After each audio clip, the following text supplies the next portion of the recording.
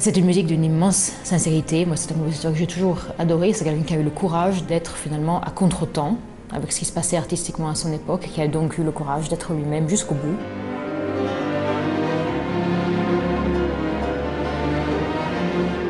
C'est une œuvre qui est très pure de proportion, finalement très harmonieuse. Et il y a beaucoup de dangers.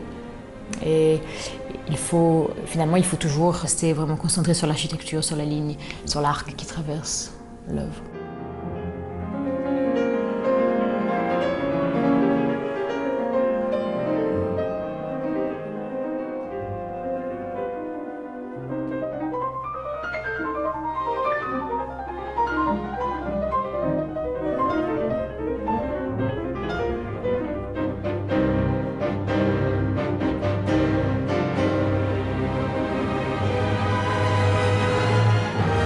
Ça a été un des premiers coups de foudre de ma vie musicale.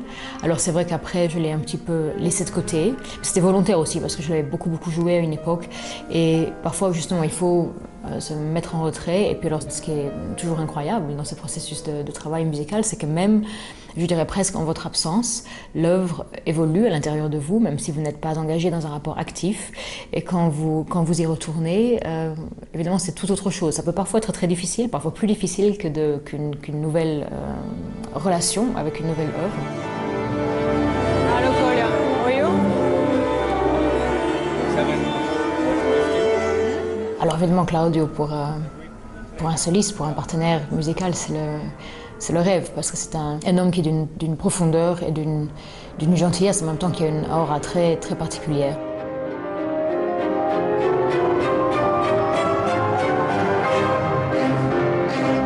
C'est quelque chose qui irradie vraiment, qui vous embrasse au sens large. Et son amour pour la musique, c'est quelque chose qui dépasse de loin même l'émotion. C'est une sensation qui va très loin et on sent même la façon dont il transperce le public, les musiciens qu'il a en face de lui.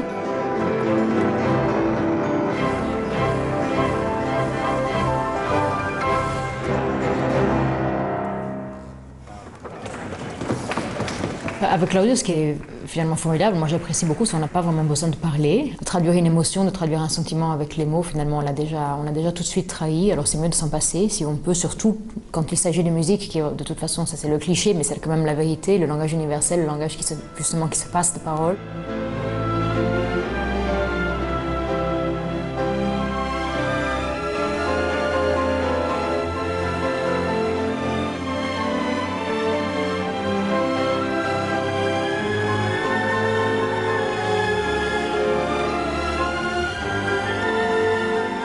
Il a des gestes extrêmement expressifs et il y a tellement de choses qui se passent aussi dans le regard. Il y a tellement de visages sur son visage à lui.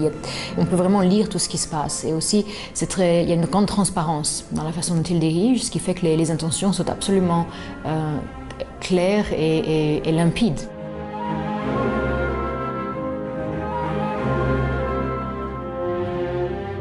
L'orchestre, il y a une bonté, il y a une profondeur, une gravité et en même temps une légèreté. Moi, j'ai toujours pensé que justement cette idée de réconciliation des contraires, c'est le signe qu'on a atteint déjà à autre chose et qu'on est libéré des préoccupations habituelles. Et ça, c'est vraiment là où Claudio en est. Et donc, c'est de la musique pure. Il n'y a plus rien qui vient lui faire entrave. Et ça, évidemment, pour quelqu'un qui est à ses côtés musicalement, que ce soit en face ou à côté, musicien d'orchestre ou soliste, c'est extrêmement porteur et stimulant et inspirant. Et ça vous transforme réellement. C'est une expérience qui vous change.